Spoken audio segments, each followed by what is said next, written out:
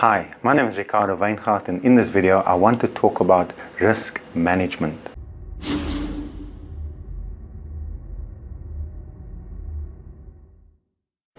So I want to discuss a judgment from the Western Cape High Court that deals with a fire that got started at a university residence for students.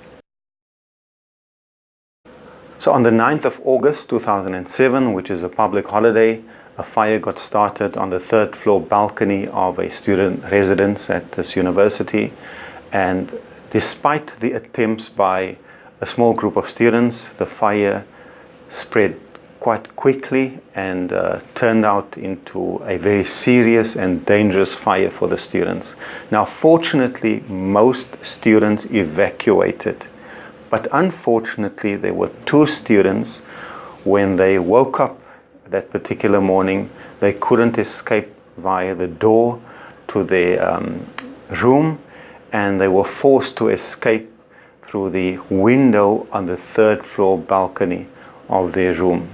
Now, the one student, Isaac, who is the claimant in this particular matter, he was forced to jump backwards from the third floor window when he saw the ceiling of that room collapsing due to the fire. So this student sadly woke up 2 weeks later in hospital as a paraplegic, and then he instituted a claim against the university. Now, what was interesting in this particular matter was that the university has experienced some false alarms. In fact, the night before this fire occurred, there were two false alarms, and as a result of the alarms being false, some students just ignored the fire alarm. Some even slept through, previous fire alarms, and unfortunately, those false alarms were not investigated by the university.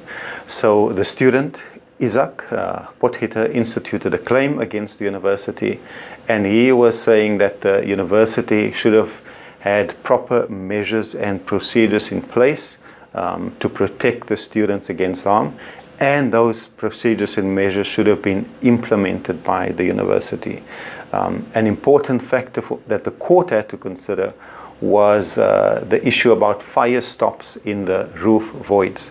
Now, essentially, that particular residence was constructed in 1966. The building regulations requiring a fire stop to be in place, or fire stops to be in place, were only implemented after that date. And technically, the university was not required to have fire stops.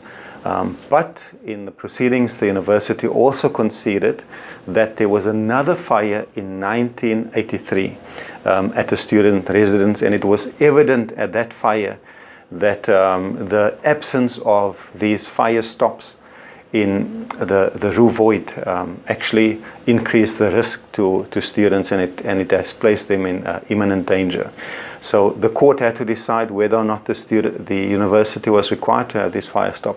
Now, a fire stop is basically the internal wall that would go through the ceiling, and the idea was that if there was a fire in the roof void, the fire stop would at least delay the fire. So some of the key evidence that came out of the court hearing was the fact that the university had a risk management plan in place. And in fact, it had a rules book in place, and the rules book provided for an emergency plan. It also provided for training in situations like when there's a fire at the university. But it became very clear during the hearing that the university did not implement the risk management plan and the rules book, and some students were saying they've been around at the university for some time and they've never received training. So the court emphasized that the context is important, and when applying the law, one must take into account the facts of a particular matter. So the findings were relevant in this particular matter. One of the findings is that the university was negligent. The fact that the regulations didn't apply to this building didn't mean that there was no obligation on the university to prevent harm to the students that were at the residence. In this particular context, they knew about the risk, and secondly, the university could afford to put or to construct roof stops within the roof voids. So there was an obligation on the university to do so. Secondly, the court said that the university paid lip service to its risk management policy, and that obviously contributed to the negligence in this particular matter. The university, even though it had a good policy, it was meaningless without effective implementation. Now, I think there are a couple of lessons to be learned, and in fact, I want to encourage you to read this judgment because there are so many lessons. I want to summarize the following key lessons coming from this judgment that may be applicable to your organization. Now, the first lesson that we can extract is that risk management has become an industry norm. So if your organization hasn't got a risk management policy, that in itself is a risk. Every organization is exposed to risk, whether big or small, and it's important to have a risk management policy. Now, I don't suggest that should be a complicated document. It could be a brief risk management policy, but that should be one of the key focus areas of the governing body of the organization. Even if you have a short, concise risk management policy, that is a good start. Secondly, it's no use having a risk management policy and it's not being implemented. If you adopted a risk management process and policy, it's important to ensure that there is implementation with regards to the policy, and the board's role is to monitor to ensure that it is being implemented.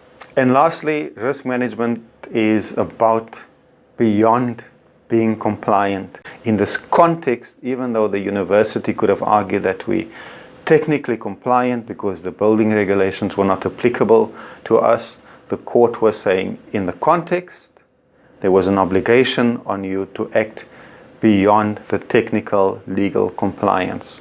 And that's important to keep in mind for any organizations. There may be a context where even though you're technically compliant, it may not necessarily mean compliance with the industry norm of risk management.